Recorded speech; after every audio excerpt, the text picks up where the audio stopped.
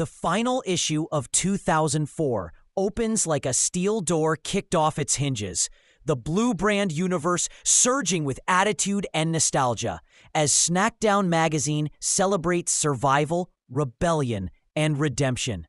Inside the cover, the familiar swirl of glossy chaos, a foldout of Kurt Angle glaring down like a golden idol, an ad for SmackDown vs. Raw on PlayStation 2 promising that this time you control the chaos. And the usual blast of Slim Jim fire where Randy Orton sneers, bite and be bitten. The editors proclaim the theme bluntly, survival of the fittest. And from the first paragraph, the issue feels like a time capsule of everything WWE wanted to scream in 2004. Ruthless aggression with a memory of blood. It begins in Philadelphia, the birthplace of broken tables and broken rules, with This Is Extreme. 8 pages of barbed wire reverence to ECW, printed in gritty fonts that look tattooed on paper. Paul Heyman stands in black coat and defiance, revisiting the asylum he built from passion and borrowed cable time. He speaks of dreams financed by overdrafts and wrestlers who were family long before they were stars. Dreamer bleeding for the brand, Sabu a silent myth, Sandman's beer-soaked kendo stick baptisms, and Taz redefining suplex violence. The story folds into a mosaic of quotes. Rob Van Dam calling ECW freedom with ropes, Mick Foley remembering the crowd that chanted for tables louder than titles, and Heyman admitting he'd do it all again even if it killed him. The magazine splashes grainy photos of barbed wire boards, flaming chairs, and a young Bubba Ray Dudley mid-brawl with Devon, while sidebars trace ECW's legacy through the current locker room, Benoit, Guerrero, and Eddie's whispered salute to the revolution that taught them to risk everything. A full-page ad follows for Rise and Fall of ECW on DVD, promising every rule broken, every bone remembered. Flip forward and the temperature changes. The color shifts from blood red to lowrider chrome.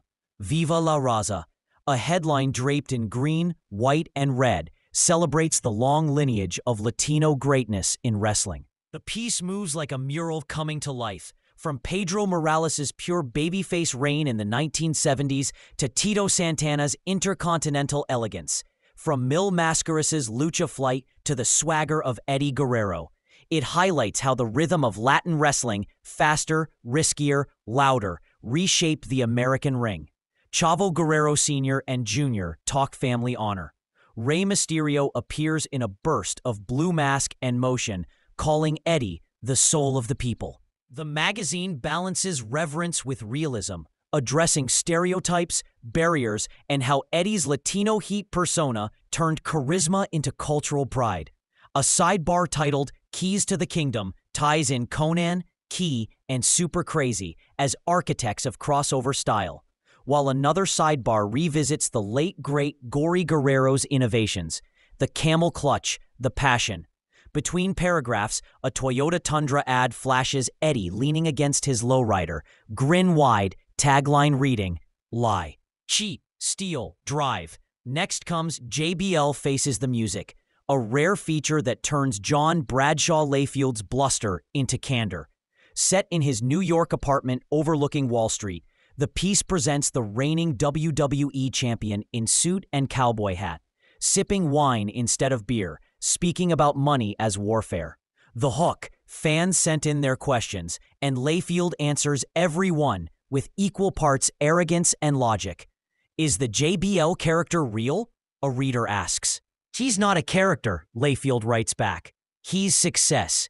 He breaks down his stock portfolio, calls Eddie Guerrero a great man, a bad investor, and tells kids to read the Wall Street Journal instead of buying replica belts. He praises The Undertaker's discipline, mocks Hardcore Holly's temper, and insists that America should model itself after him. Work harder, talk louder, win bigger. Inset photos show him striding the exchange floor, microphone held like a branding iron. The feature ends with him listening to country music through expensive headphones, caption reading, The sound of money never goes out of tune. Midway through the magazine, a thick spread detonates with pyro colors, survival of the fittest. A full history of Survivor Series, WWE's second longest running pay-per-view, unspooling from 1987 to 2004. The tone is mythic, teams of heroes and villains marching into elimination wars, from Hogan's armies to Austin's insurrections. Pull quotes remind readers that the event birthed The Undertaker, redefined The Rock, and once destroyed Bret Hart. Statistical boxes recount the longest survivors, the quickest pins, the strangest alliances. There's a sidebar titled Anatomy of a Team, diagramming how captains, hotheads, and cleanup hitters form the perfect unit. Another side feature, 10 moments that changed Survivor Series, ticks through the years. The Dead Man's debut in 90, the Montreal Screwjob in 97, Austin's betrayal in 2001. The final page teases the upcoming 2004 edition. With Randy Orton's face rising behind flickering flames, the new generation of survival. Below, an ad for WWE 24/7 On Demand invites fans to relive every series ever broadcast. Then a swerve worthy of ECW, The Little King. Spike Dudley's portrait stretches across the page, crown drawn over his shaved head, eyes burning with unexpected menace. The article charts his metamorphosis from the pint-sized underdog of the late 90s to the calculating manipulator leading the Dudley Boys.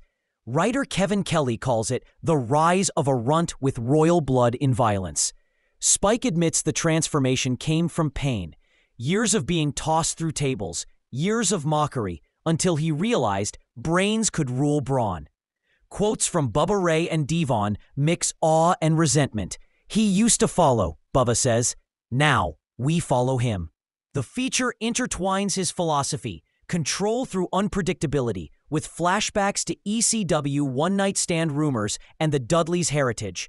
Photos show Spike in black leather, clutching the cruiserweight title like a crown jewel. The caption beneath reads, "He may be little, but his kingdom is hardcore." Between those tentpoles, the issue teams with side content, a Divas photo essay shot poolside in Los Angeles, Tori Wilson, Dawn Marie, Miss Jackie, all framed in sunset gold. Power 10 rankings topped by JBL, Booker T, and Cena. A How to Train Like a Champion fitness piece featuring Charlie Haas demonstrating proper power cleans. And a full-page PSA where Cena points to the camera above the slogan, Thugonomics 101, stay in school. There's a letters column debating whether the cruiserweight division should headline pay-per-views, most fans shouting yes, and a collectible poster of Eddie Guerrero holding the WWE title under confetti. Merchandise pages push $250 replica belts, Divas calendars, and Word Life wristbands. Even the advertisements tell the story of 2004. Batista promoting Stacker 2 YJ Stinger, Trish Stratus for WWE Shop, and a 2-page spread for the upcoming Survivor Series 2004 pay-per-view, where Team Orton and Team HHH glare across digital flames. In the back, the subscription form promises 12 issues of the most electrifying magazine in sports entertainment, while the final inside cover hypes the WrestleMania 21 video game. Become a legend. The back cover, a wall of Mountain Dew lightning behind a scowling John Cena. Tagline, "You can't see me, but you can drink this." Read straight through. SmackDown Magazine December 2004 feels like an adrenaline postcard from a company halfway between chaos and empire. It remembers the dirt and danger of ECW, celebrates the cultural pride of Eddie Guerrero, gives its villain champion a businessman's pulpit, crowns a runt as a king, and closes by honoring endurance itself. Every page hums with transition, the Attitude Era's afterglow fading into the corporate steel dawn of ruthless aggression.